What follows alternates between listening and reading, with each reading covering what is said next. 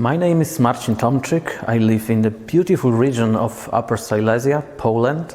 I have been working at Herrmann Ultrasonics for 12 years.